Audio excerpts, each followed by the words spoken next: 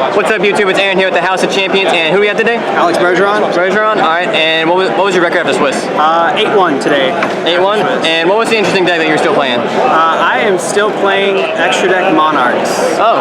It worked brilliantly today. I lost only because of a top deck MST after like a well-calculated play to a really good player. It was really cool, but like the day went really smoothly. This deck is insanely consistent.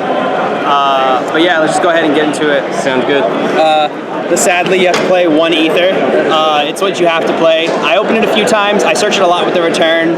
It's there just to like be as a name, really. You abuse mainly the other Monarchs now a lot more. With that being like you put the 3 Airbus, the best Monarch.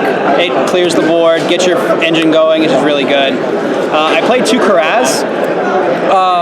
So Karaz is either for the ether target, but mainly like opening Karaz is like literally insane because if you like get the combo off and like you're just plussing so hard.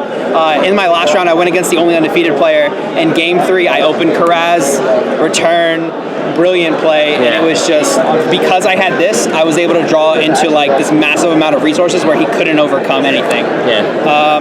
I decided to play 1 Caius.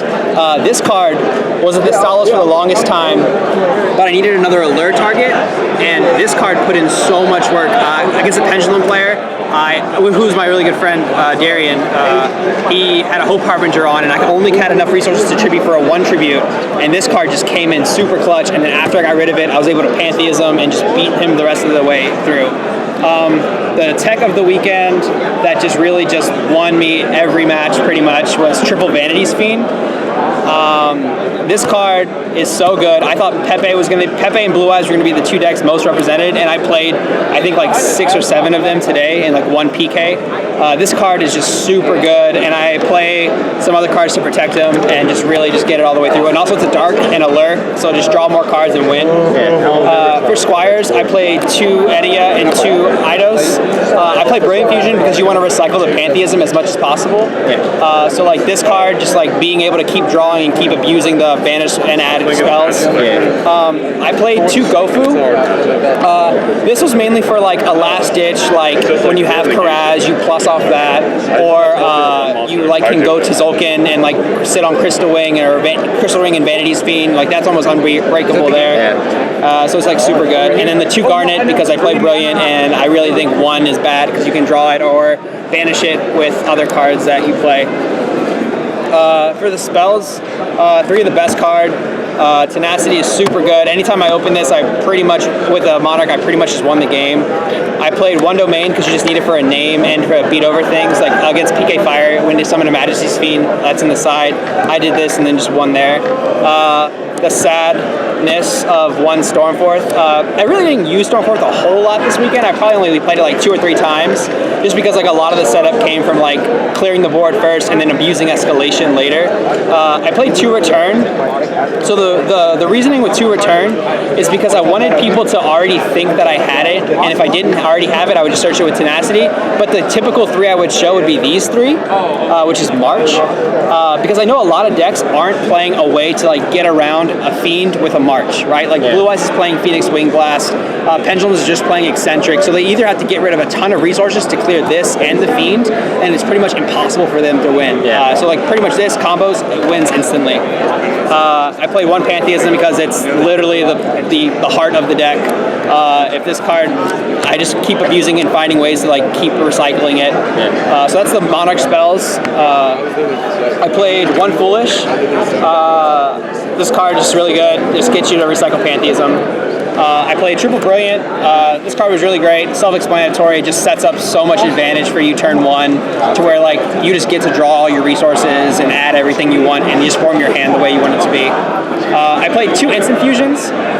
This card was crazy good. It just pushes your plays even further. It gives you that extra step to clear boards or take advantage. So yeah, Instant Fusion is just really great. And also there's some text in the extra deck for that. I played 2 Allures because you wanted the draw power, and I play a ton of darks between the Gofus, the Squire, the Vanities, and all that. So this is just to make sure that like you just get consistency. Game 1, it usually gets sided out, but game 1, it just put in so much work of getting the deck going. Plays the 2 Pantheisms that you lost pretty much. Yeah, exactly. Okay. And then the surprising thing that worked this this weekend was 2 Pot of Desires. So the deck's 42 cards, so that's why I only played 2. So that way, because I didn't want to go play more than 42. So the trick to playing this card is you want to make sure most of the time that you get a way to get your Pantheism out of your deck. That's the main thing you can do. You can live without a Stormforce or an Aether because you have the Erebus's and everything else. So like having the Pot of Desires is just really great. And there were like one time I had a blind do it just to see if I can get to a Monarch, and it worked.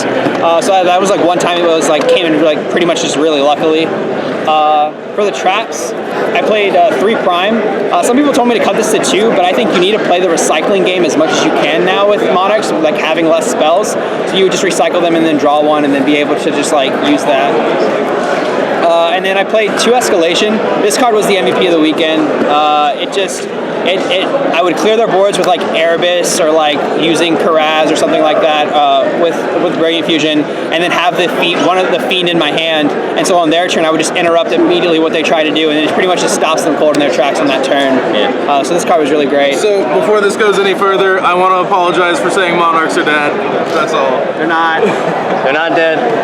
All right. So for the extra deck, I played 2 Seraph Knights because there are times that you get 2 Brave Fusions off and it's really great, and so it's needed. 1 Panzer Dragon for the instant fusion, and then my favorite card to summon with instant fusion is Norden.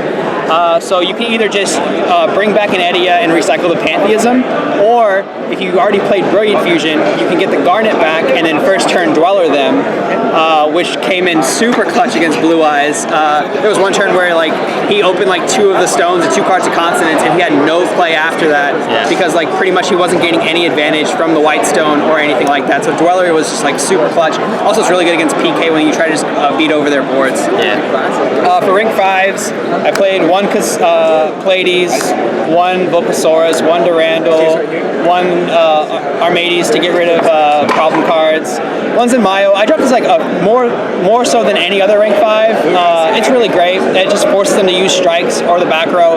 Oh, there was one time I hit 2 Chaos Trap holes because like people think that's like the only card to really like do against Monarchs.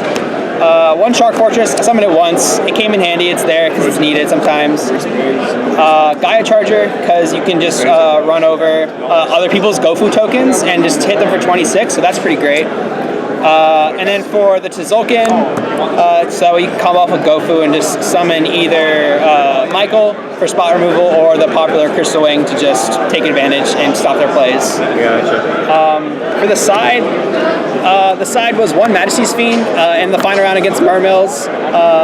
I lost game 1 and then game 2 and 3. This card just put in a ton of work to where he couldn't really play Yu-Gi-Oh anymore. Also game 3 he gave me March when I had this, and my end board was like Majesty's, Vanities, March, and like there was nothing. Like that board's almost unbreakable. 2 Maxis because it's that 2 and you need it just when you go second. To combo that off, you play 2 Flying Sea just for the PKBA matchup, so that way you can just stop them in their tracks. The last minute change in my deck was 2 Ghost Ogres. These were Veilers for a really long time, but then I was really scared of Metal Foes going off, which was my only loss this weekend, or Pendulums, and this is also just like really good against Mermills when they try to push through your Maxi and they try to like tribute something with Megalo and then just win there. For spells on the side, I played 1 Dark Hole, 1 Raigeki. I heard Dark Claw was a thing this weekend. I didn't really get to play it at all, so like this card just really didn't come in handy, but I did drop this once on like a Pendulum player who on an established board. I sided Twin Twisters just for spot removal and just winning the game off that alone. You need it to just get rid of like anti-spell or people who still side Mask of Restricts. There was only 1 person all weekend that did, so that was kind of an advantage in my favor, I guess. I sided 2 Typhoons just I didn't want to only have Ghost Ogres just in case like this could be an out to anti-spell or a Pendulum player. 1 Pendulum matchup he opened Abductor Terraforming, and this just kind of stopped him. It didn't it prevented him from doing something that was too crazy on his turn 1. And then I couldn't think of a 15th card, so I put in a Scolding.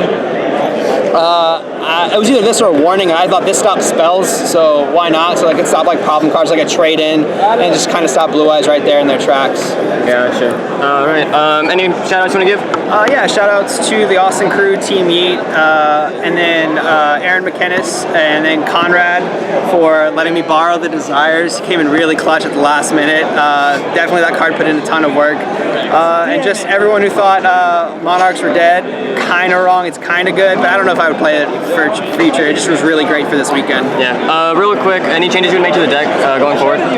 Probably just edit the side deck to see if like the format changes. If people start to see Monarchs are actually like a thing that can be played, then probably start siding more for that. Because really, like, all I have right now is just like the mass removal and like the scolding, really. Okay, just curious. Yeah. All right. Thanks for the profile, and we'll see you at the next regional. Thanks.